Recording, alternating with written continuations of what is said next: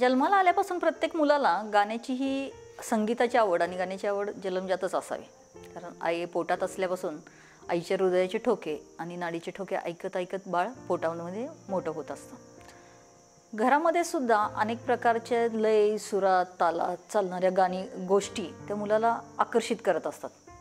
शाळेमध्ये ह्या नैसर्गिक गोष्टीचा जर वापर शाळेमध्ये खूप चांगल्या पद्धतीने आपल्याला करून घेता येतो. म्हणजे लय, सूर, ताल असलेल्या गाणी जर मुलांना ऐकवली गेली किंवा मुलांच्याकडून म्हणवून घेतली हावभावयुक्त, तर मूल खूप आनंदाने शाळेमध्ये काम करत असते. या गाणी गोष्टी ऐकताना मूल कसं करत आहे की जी बडबड गीतं आहेत, ज्याला खबडक खबडक घोडोबासारखी डडचा पुन्हा उच्चार होणारी, अशी जे उच्चार मुलाला बोबडे बोलातनं आपल्याला चांगले करणं अपेक्षित आहे, असे उच्चार व्यवस्थित येण्यासाठीची गाणी, ज्या गाण्याला हावभाव आहेत आणि छोटी गाणी आहेत, त्या हावभावयुक्त गाणी मुलांनी शिक्षकांनी म्हणणं, मुलांनी त्यांच्याबरोबर म्हणणं आणि मुलांनी वैयक्तिक म्हणणं, ह्या सगळ्या गोष्टी मुलांच्या आनंदाच्या तर आहेतच, पण मुलाला तालसुराचं पण भान आपल्याला देता येतं, लयाची जाण देता येते आणि हावभावाची जाणीवसुद्धा ह्या लहान वयामधून गाण्यामधून आपल्याला मोठी करता येते.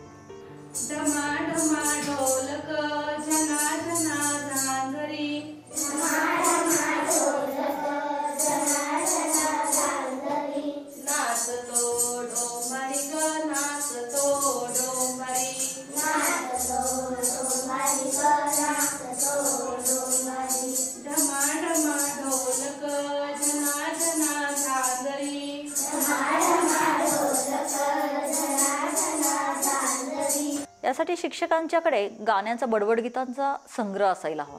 किमान वर्षातून एक 15 ते 20 गाणी तरी मुलांच्याकडे वर्षभरात म्हणून घेतली पाहिजेत, की ज्यामुळे मूल हालचाल शरीराची करत करत गाणी म्हणतं आहे, हावभावयुक्त म्हणतं आहेत, ह्या गोष्टी शाळेमध्ये व्हायलाच हव्यात.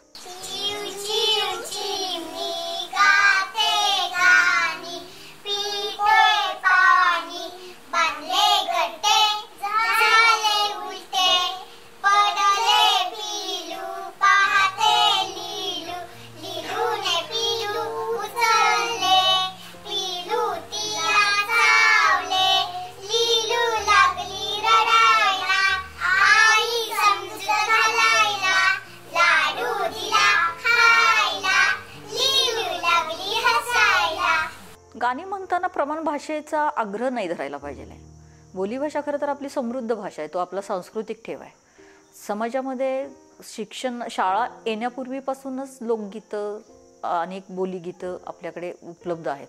असे बोलीगीतांचा समावेश आपल्या शाळेमध्ये केला, लोकगीतांचा समावेश केला, तर हे समाजामध्ये ऐकली जातात, घरामध्ये ऐकली जातात.